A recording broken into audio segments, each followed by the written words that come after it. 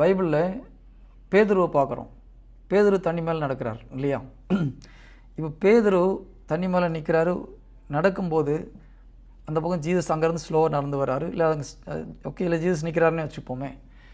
இப்போ பேதுரு அவசரமாக நடந்து ஜீசஸ்ட்டு போய் சேர்ந்துருன்னு போயிருப்பாரா, இல்லை பொறுமையாக நிதானமாக ஜாலியாக நடந்து போயிருப்பாரா?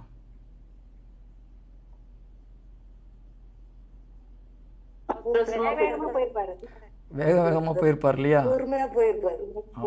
நிச்சயமாக வேக வேகமாக போயிருப்பார். ஏன் வேக வேகமாக போறாரு? எங்க புரியுதுங்களா? அது ஒரு பாட்டம் ஆஃப் த மைல இருக்குது. ஆனால் ஜீசஸ் வரும்போது ஜீசஸ் நிதானமாக பொறுமையாக நடந்து வருவார். ஏன்னா அவருக்கு அந்த பயமும் கிடையாது, ஒன்றும் கிடையாது. ஓகே, இப்போ பேதருக்கு அந்த பொறுமை குறையுது. அலையை பார்க்கும்போது சுத்தமாக போயிடுது. நம்மளும் நிறைய நேரத்தில் அப்படி தான் உடனே நடந்துடணும்னு நினைக்கிறோம்.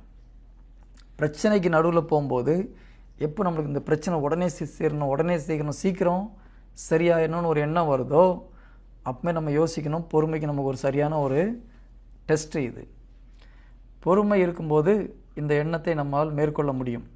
இதை டெஸ்பரேஷன் சொல்லுவாங்க. இப்போ இயேசு கிறிஸ்து 40 நாள் ஃபாஸ்டிங் இருக்கிறார். பசி இருக்குமா இருக்காது 40 நாள் முடிஞ்சு வரும்போது? ஒன்றும் இல்லை, ஒரு 3 நாள் சாப்பாடு தண்ணி இல்லாமல் உட்காந்து பார்த்துட்டு வெளியில் வாங்க, உங்களுக்கு என்னதை கொடுத்தாலும் சாப்பிட்லான்னு தோணும். ஓகேங்களா? ஒரு உப்பு போடாத ஒரு சாப்பாடை கொடுத்தா கூட டேஸ்ட்டாக தெரியும்.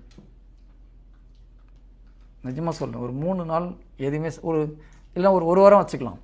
ஒரு வாரம் வெறும் தண்ணி மட்டும் குடிச்சிங்க, நீங்கள் எதுவுமே சாப்பிடலன்னு வாங்க. என்ன சிஸ்டர், 3 நாளே போதுங்களா?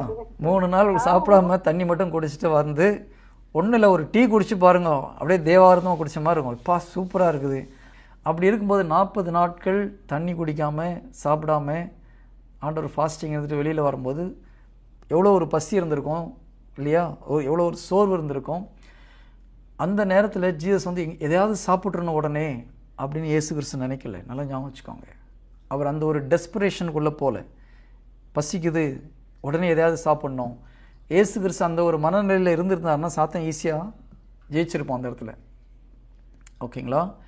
அந்த ஒரு டெஸ்பரேஷனுக்கு போகாமல் இருந்ததுனால சாத்தானுடைய சோதனையை பொறுமையாக இயேசு கிறிஸ்துனால் மேற்கொள்ள முடிகிறது.